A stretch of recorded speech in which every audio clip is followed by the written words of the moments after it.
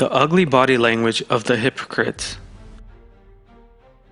In the Quran, in Surah Al-Mudaththir, God informs us how hypocrites use their body language in the finest detail with an evil intelligence against Muslims and Islam as follows. He reflected and considered. Again curse him, how he considered. Then he looked. Then he frowned and glowered. Then he drew back and behaved arrogantly. The evil acts of hypocrites are deliberate and premeditated. God informed us in the verses that the hypocrites reflect on and consider thoroughly their treacherous and vile plans before they act on them. They think about and determine every little detail of the acts they will carry out against Muslims. When they begin a new day, they start making spiteful plans to the finest detail, thinking what kind of accusations they can bring against Muslims, what kind of aspersions they can cast, how they can dispirit Muslims, how they can prevent their auspicious activities, how they can tie Muslims down and waste their time, how they can tire Muslims or how they can leave them sleepless, how they can consume Muslims' energy they would normally spend on communicating religion. Undoubtedly, Satan is their guide and source of inspiration while they are devising these cunning and treacherous thoughts. Dirty looks of hypocrites. The second phase of the evil acts of the hypocrites God informed us about in the verses of the Quran is reflecting this devised treachery to their gazes, looking with the most disturbing, most conceited, dirty, snobbish gazes, void of respect, farthest from the morality of Muslims and reflecting the morality of the unbelievers to the best of their ability is a method hypocrites practice with an evil meticulousness and persistence. Wandering among Muslims like this all day long, in their foolish minds, they intend to make Muslims restless and uneasy. In their twisted minds, hypocrites imagine that they can harm Islam and Muslims by taking up their time and by troubling Muslims with themselves. Living by the morality of unbelievers among a Muslim community, they desire to drag and incent Muslims into this vile morality. If there are similar ones among the Muslim community with the characteristics of hypocrites, like themselves, they wish to communicate their messages and draw them over to their corner with their evil morality. Similarly, they intend to swerve the hearts of those who newly learnt about Islam, who newly embraced faith, and lead them into unbelief as well. Hypocrites frowning. Frowning is another part of the evil acts of the hypocrites who dedicatedly premeditate on every sort of filth and malice in their heads, and then reflect this villainy to the Muslims with their gazes.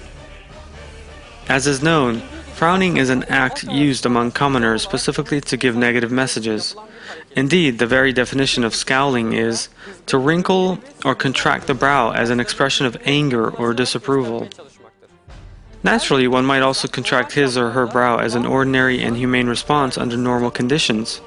However, when it is the hypocrites in question, all these details are implemented as cunning and atrocious acts used for specific purposes. In an environment in which everyone looks at one another with sincere and friendly eyes full of love, respect, and good nature, hypocrites use their brows for malice, just like they use their gazes. They intend to cause unrest. Their goal is to bother Muslims one way or another. In environments full of blessings and beauties, in which Muslims constantly display the most beautiful morality to one another and talk to each other in the kindest manner, hypocrites start putting their immorality in practice, one after the other, for no particular reason at all. By frowning, they try for the most malice, the most sullen, the filthiest, the most atrocious facial expression.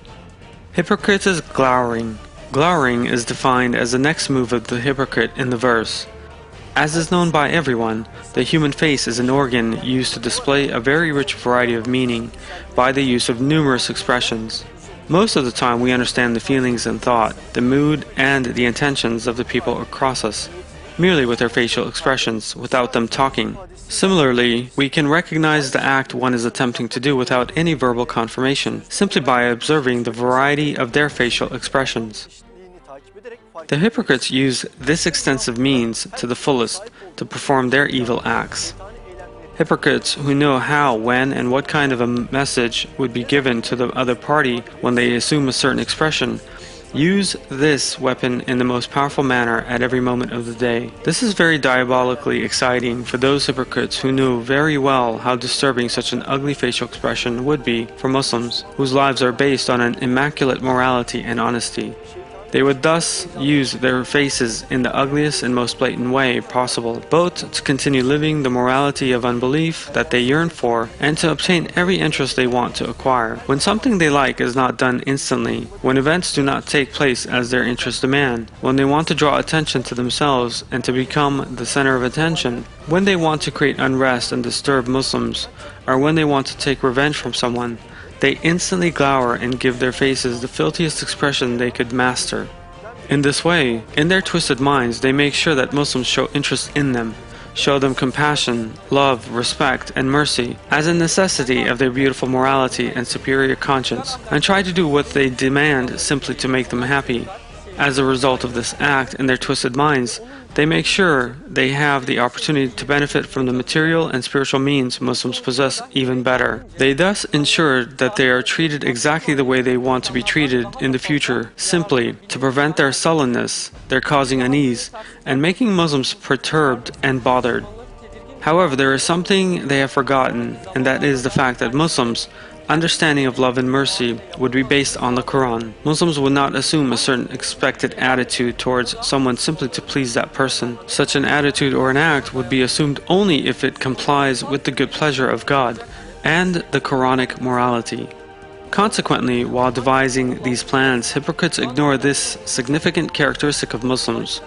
Furthermore, they are unaware of the fact that the morality they are displaying and the facial expression they are putting on would be self-incriminating for them as a sign of their hypocrisy, and that they would thus be revealing their true colors. Hypocrites turning their backs. Another profane method the hypocrites employ is their turning their back on Muslims. As is known, turning one's back on someone is a phrase that describes one's becoming hostile towards those they were friends with, one's severing their ties with them and not siding with them. That is the evil message hypocrites slyly intend to give to Muslims. They intend to make Muslims uneasy by making them feel that among them there are those who do not refrain from the filthy morality of unbelief, who do not fear God as His due and heed, and could possibly be hypocrites. In their own twisted minds, they try to disrupt the clean, comfortable, and peaceful lives of Muslims, provided by their trust in God, and to hinder their joy and merriment. To that end, although they live their lives alongside Muslims, they try to keep away from them and never become true friends with them. In order to make Muslims feel that they are not happy to be with them, they display an attitude that is far different from that of Muslims in the most conspicuous manner, on every occasion. They do not support Muslims when they carry out auspicious activities altogether, sometimes in a blatant fashion and with absolutely no good reason at all, by suddenly turning their backs and leaving while they are with Muslims. They adopt an attitude against Muslims to make it understood that they are coping an attitude. Hypocrites behaving arrogantly. The next step in these acts, every step of which hypocrites slyly devise and perform, is their assuming a haughty attitude, foolishly looking down on Muslims, and behaving arrogantly.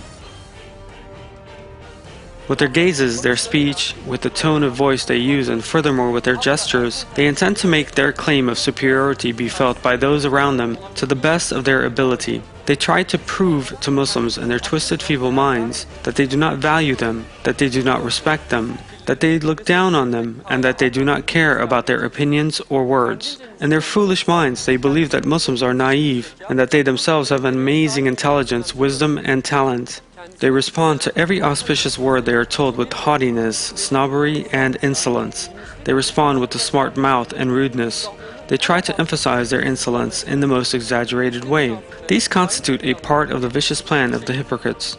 These attitudes, which God informed us about in Surat al-Mudathir, is an act of the hypocrites against our Prophet, peace be upon him, have been repeated in the same way by all hypocrites throughout the course of history. However, there is a fact that hypocrites forget about while implementing these cunning acts.